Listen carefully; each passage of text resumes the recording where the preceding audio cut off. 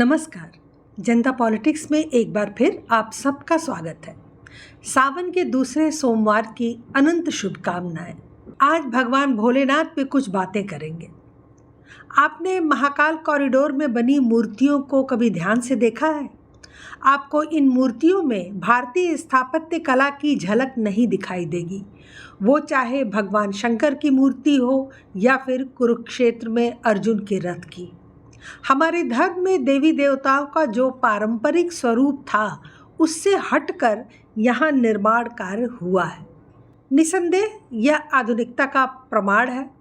यह थाईलैंड और इंडोनेशिया की कुछ शैली और कुछ अमेरिका यूरोप में बनाई जाने वाली मूर्तिकला के समकक्ष है। जैसे कि ये अमेरिका में माता सरस्वती की मूर्ति है, हमारे यहाँ माता सरस्वती का स्वरूप अलग ही होता है, इस प्रकार का नहीं होता। महाकाल कॉरिडोर की मूर्तियां भारत के ही प्रसिद्ध कारीगरों द्वारा बनाई गई हैं, लेकिन उसमें जो आधुनिकता और विदेशी पुट है वो हमें आत्मसात करने में थोड़ा कठिन लगता है। दरअसल दिक्कत कहाँ है? दिक्कत यह है कि जब जब धर्म पर आधुनिकता का मुलम्मा चढ़ा है तो धर्म की हानि ही हुई है। धर्म अपने पारंपरिक और प्राचीन स्वरूप में ही प्रसारित किया जाना चाहिए। आधुनिकता की सोच रखने वाले लोग जब धर्म के साथ छेड़छाड़ करने लगते हैं तो वहाँ से दुष्प्रचार शुरू हो जाता है। इसका एक ज्वलंत उदाहरण आपको काशी में मिलेगा। इसी आधुनिकता में डूबे किसी चित्रकार ने काशी की दीवारों पर चित्र बनाए हैं जो निश्चित तौर पे सरकार के निर्देश पर ही बनाए गए हैं, लेकिन आदेश का निरूपण कैसे किया जा रहा है, वो सही है या गलत, इसकी जांच करना सरकार भूल गई। एक वीडियो क्लिप है जिसे देखकर आपको पूरी बात समझ में आ जाएगी। अब देखा, जब शिव जी के ही रूप में जो न पर्यटक विभाग बनाई, शिव जी कौने पुराण में जो न गांजा पियत दिखले हुअन, जरा पूछा पर्यटक विभाग से कोई जने। ए भैरव, मारा गोजी से जो ना बुद्धि हेराए देने का जन बनावत कौन देखा। अब देखा, जब शिव जी के ही रूप में जो न पर्यटक विभाग बनाई, शिव जी कौने पुराण में जो न गांजा पियत दिखले हुअन, जरा पूछा पर्यटक विभाग से कोई जने। ए भैरव, मारा गोजी से जो ना बुद्धि हेराए। अब सोचिए आप कि शिव का नशे से क्या संबंध है। शिव जी की ऐसी छवि लाखों पर्यटकों के सामने क्यों प्रस्तुत की जा रही है? सावन के महीने में गांव, कस्बे, नगर, महानगर, हर जगह आपको लोग भगवान शिव का नाम लेते और नशा करते नजर आ जाएंगे। इनकी पत्नी व परिवार के दूसरे सदस्य जब इन्हें ऐसा करने से मना करते हैं तो वे भगवान भोलेनाथ का नाम लेते हैं और नशे को जायज़ ठहराने की कोशिश करते हैं। ऐसे लोगों को यह जानकर भारी आश्चर्य होगा कि भगवान शिव ने कभी नशा किया ही नहीं है। भगवान ऋषि सद्गुरु शंकराचार्य लिखते हैं कि शिव के भक्तों, तुम ऐसा सोच भी कैसे सकते हो कि शिव को मस्त रहने के लिए नशे की ज़रूरत पड़ेगी। शिव इतनी छोटी चीज़ नहीं है, वे तो अपने आप में मादकता हैं, मस्त हैं। उन्हें मस्त होने के लिए भला गांजा, भांग जैसी तुच्छ चीज़ों की ज़रूरत क्यों पड़ने लगी? शिव का दरअसल नशे से दूर दूर तक कोई संबंध नहीं है, और जिस शिव के शरीर पर इस संसार के सबसे खतरनाक विष पीने का कोई असर न हुआ हो, विष पीकर वे नीलकंठ हो गए, उस महादेव शंभू भोलेनाथ पर भला गांजा, भांग, धतूरा इनका क्या असर होगा? और भला इन तुच्छ चीज़ों से उन्हें क्यों कर किसी तरह का कोई नशा होने लगा? इन तुच्छ नशे की चीज़ों की क्या औकात जो भगवान भोलेनाथ के मन और शरीर पर कोई असर डाल सके? वास्तव में शिव और नशे का दूर दूर तक कोई संबंध नहीं है। शिव सर्वोच्च मानसिक स्थिति के प्रतीक है। आपको बता दें कि भगवान शिव कौन है। रुद्राष्टकम में लिखा है कि कालातीत कल्याण कल्पांतकारी सदा सज्जनानंद दाता पुरारी चिदानंद संदोह मोहापहारी प्रसीद प्रसीद प्रभो मनमथारी। अर्थात जो काल के बंधे नहीं हैं, जो कल्याणकारी हैं, जो विनाशक भी हैं, जो हमेशा आशीर्वाद देते हैं और धर्म का साथ देते हैं, जो अधर्मी का नाश करते हैं, जो चित्त का आनंद है, जो जुनून है, जो मुझसे खुश रहे, ऐसे भगवान जो कामदेव नाशी हैं, उन्हें मेरा बारंबार प्रणाम है।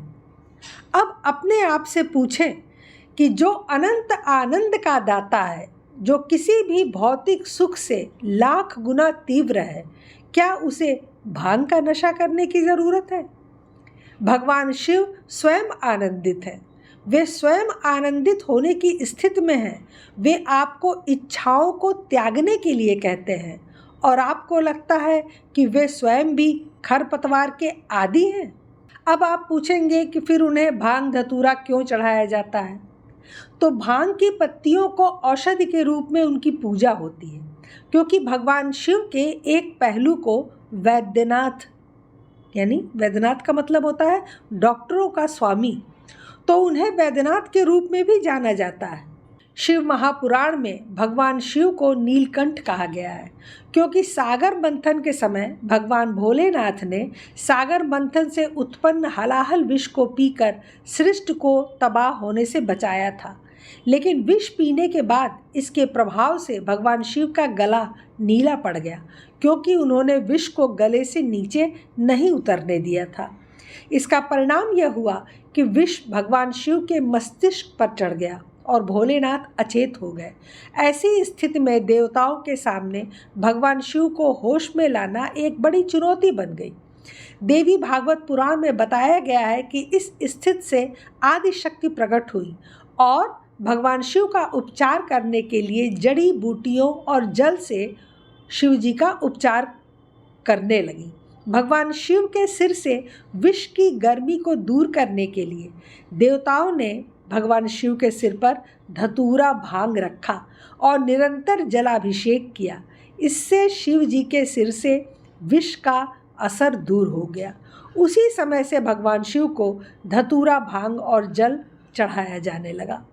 आप देखते होंगे कि बहुत से साधु सन्यासी, विशेषकर नागा साधु, आपको चिलम फूंकते मिलेंगे या नशा करते मिलेंगे। लेकिन वो ऐसा क्यों करते हैं? इसके पीछे सरल तर्क है। ये सभी साधु हिमालयी क्षेत्रों में रहते हैं, -40 डिग्री के तापमान में।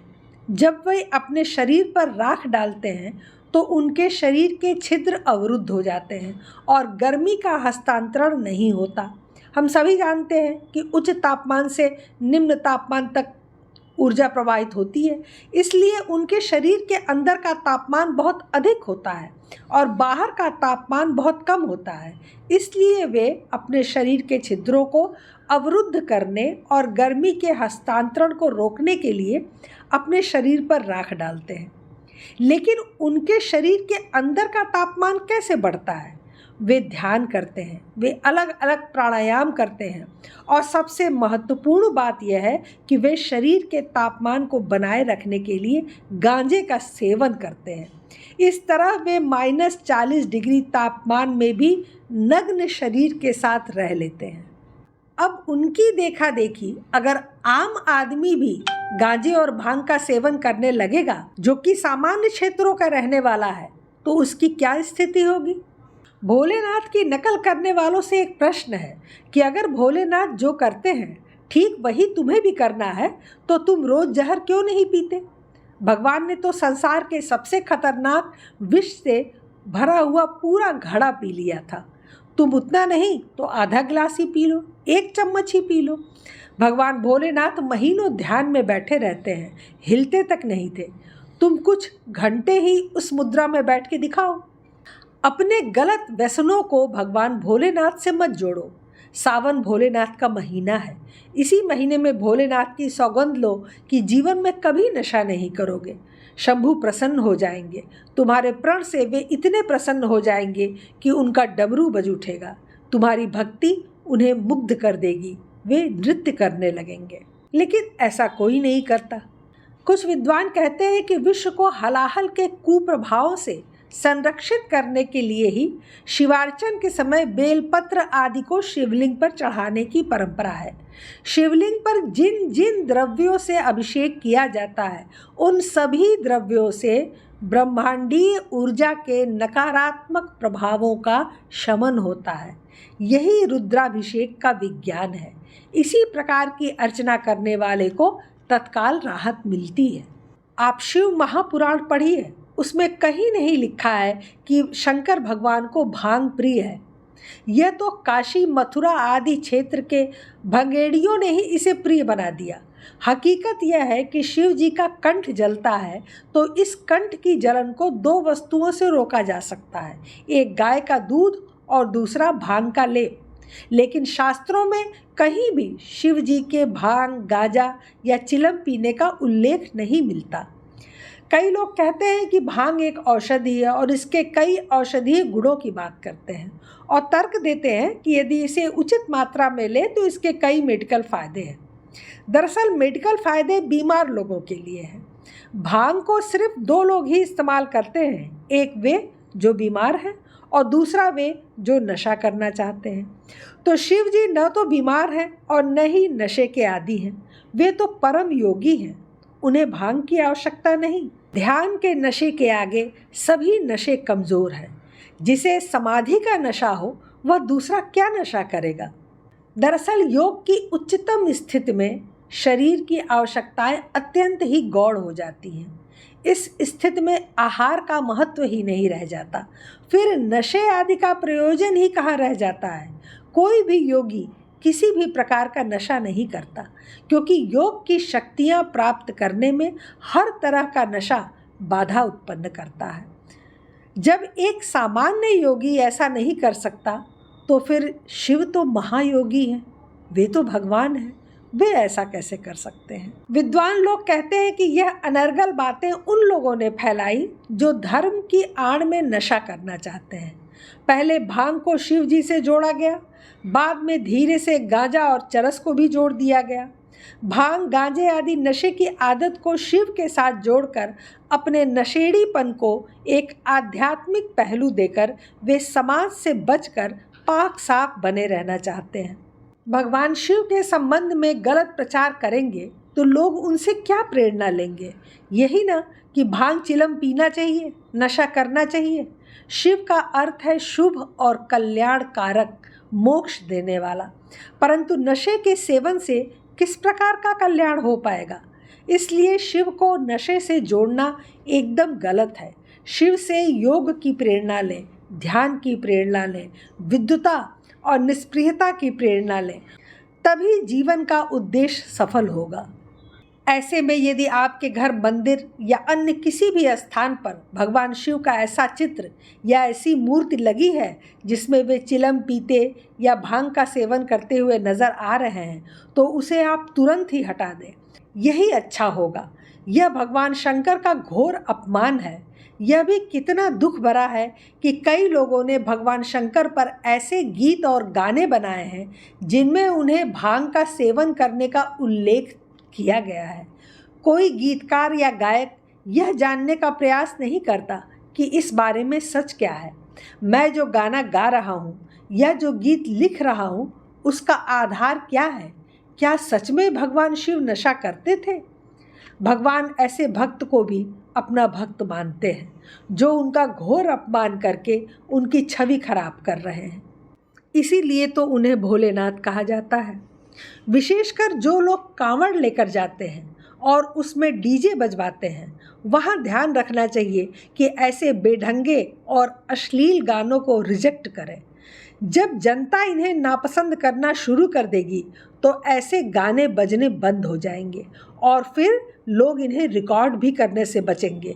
इन्हें गाएंगे नहीं, इन्हें लिखेंगे नहीं। जब तक लोग झूमते रहेंगे तब तक भगवान भोलेनाथ का नाम खराब होता रहेगा। ऐसे गीत लिखने वाले गीतकार, ऐसी मूर्तियाँ बनाने वाले मूर्तकार और ऐसे चित्र बनाने वाले चित्रकार सनातन धर्म का बहुत बड़ा विनाश कर रहे हैं। इन्हें हम सबको मिलकर रोकना होगा। सबको निरंतर प्रयास करना होगा कि हम अपने देवी देवताओं के विषय में कोई भी अनर्गल प्रलाप सहन न करें, और यदि कोई ऐसा करता है तो उसका कड़ाई से विरोध करें। हर हर महादेव, ओम नमः शिवाय। आज के लिए बस इतना ही। हमारे चैनल को सब्सक्राइब करें, लाइक करें और शेयर करें। अपने विचार हमें कमेंट बॉक्स में ज़रूर बताएं कि आपको यह एपिसोड कैसा लगा। धन्यवाद। नमस्कार।